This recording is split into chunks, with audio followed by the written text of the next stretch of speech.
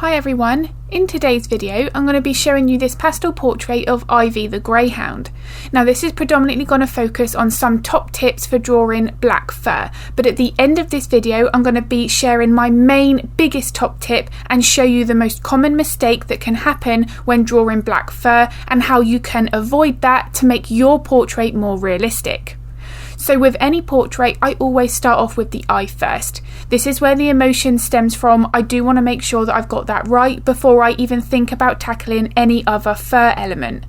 So here Ivy had really expressive eyes. Because of the head position, her eyes were the main focal point here. I wanted to make sure that I got all of those reflections in place. Now my top tip for drawing reflections in the eyes is, if it's particularly bright like Ivy's here, is put some white in first so that you know you've got your brightest colour in first, and then you can darken up that highlight if you need to. So I have quite a few of the black fur tutorials available here on YouTube, and I've got many slower versions on my Patreon channel. But my first aim, not focusing on any kind of detail at all, I'm really just mapping in my lights and my darks. I'm using here a sanded soft pastel stick method, but now recently I've been using my pan pastels, but both base layer options will give you the same result. I want to make sure here that I am really focusing on the sheen. Where are those highlights and where are the shadows? Frequently zoom out of your reference photo to see where are your darkest points, where are your brightest highlights. In this case, Ivy's brightest highlight was the eyelids, the lower white sections of the eyes. I want to make sure then that that remains the brightest part, and I don't get too carried away adding brighter highlights to the fur. That's something that can happen when we're trying to draw black shiny fur. We stop cross-referencing our other highlights. So here, for example, now where I'm adding a little bit of that white Carboffello, I need to be aware to not make those individual details as bright as the lower part of the eye. One very important element on any animal portrait is the fur direction. Now a greyhound, they have a longer snout and then they've got a narrower head, compared to something like a golden retriever or a labrador, where they have much more of a broader type of head shape. So here her fur direction is going to have to be angled in a very precise way to make sure that we're replicating that narrower head shape. So that fur direction is not random. The same with the highlights and the shadows. They are curving over in a very specific spot. Look here above this eye. That highlight is pretty much just to the right, but the middle section of that eye on that top surface. That's indicating at where the eye socket starts and where it finishes. If we curve these highlights and shadows in the wrong position, we will then change the shape of that animal's head. So here where I'm adding these lighter greys, that is a very deliberate type of highlight. That's helping the viewer to understand the shape and form of Ivy's face. Before we progress to the rest of Ivy's face, if the video here and the tips and techniques that I've shared have been useful, I'd really appreciate it if you could give the video a thumbs up and a like, because it makes a real difference.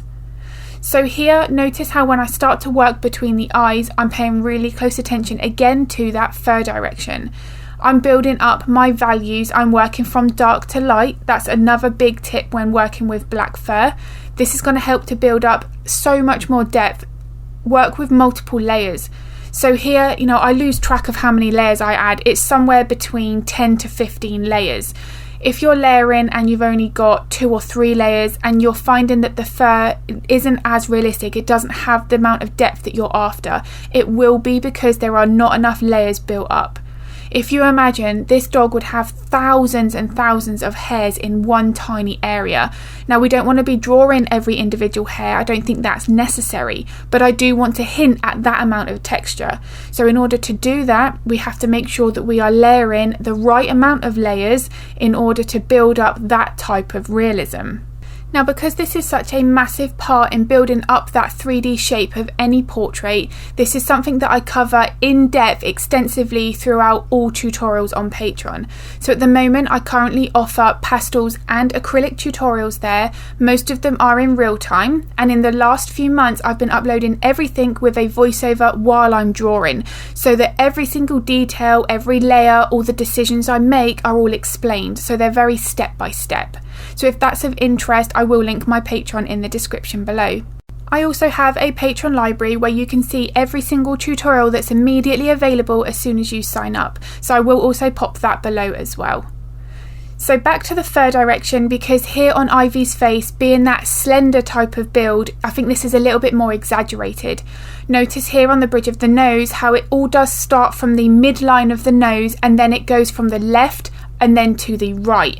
It's not completely straight up the middle. We do want to make sure that we are curving our pencil strokes here to replicate this part of her face. If we make these pencil strokes too straight, so they go too vertical up towards the top edge, that's going to make her face look even more narrow than the Greyhound typically has. Again, if you go too wide, so too broad, you make them too horizontal, you're then going to make her muzzle and nose area similar to width to like a German Shepherd. So you do want to make sure that you get that balance just right. I was recently asked which pastel pencils I would recommend for a beginner. Now, I love my Fellows. They are a softer lead, so they work really well for blending, but you can also still sharpen them to a nice fine point, so they're also perfect for details. So I think if I had to recommend one brand, it would be my Fellows. From then, I would probably recommend to get the Pit Pastels because they're a slightly harder lead, so again you can potentially get a little bit more of your finer details, but everything can be achieved with the Fellows set, so I do think that is where I would start. So at the beginning of this video I mentioned I'm going to share my one biggest tip and the mistake that we often make when drawing black fur, so let's go over to that now. So this is a pastel portrait that I did of a beautiful border collie a few months ago. Now you can see that my darks are really dark. That's as dark as I can possibly get them. And this is the one biggest tip. We are often too afraid to go too dark in case we can't lighten it back up again. Well, what happens is you'll end up with something like this, and this is a much more like a grayer version of that dog. Now we really don't want that to be our end result. Of course, when we're drawing a black dog, that fur has to look black in order to resemble that person's pet. So my biggest tip for anything with black fur, black markings, black spots, tiger stripes, is make sure you go dark enough. Now the fear of going too dark not only affects the black fur, but it also affects other lighter colours in your portrait. Take the white chest here for example, and the white fur around the nose. Here, I haven't adjusted the brightness of this fur at all, but on the photo on the right hand side, that white fur looks slightly darker and a little bit more dull. That is because the black fur around it isn't nowhere near as dark as what can be seen on the left hand side. If you're using your brightest pencils and you can't get them any brighter, you're using a white for example, but you want it to look brighter, darken up what's next to it and it will automatically make those brighter sections appear lighter, and that is what's happening here. I have adjusted my shadows, I've brightened them up on the right hand side so you can see the visual difference here on how important it is to go dark with your black fur.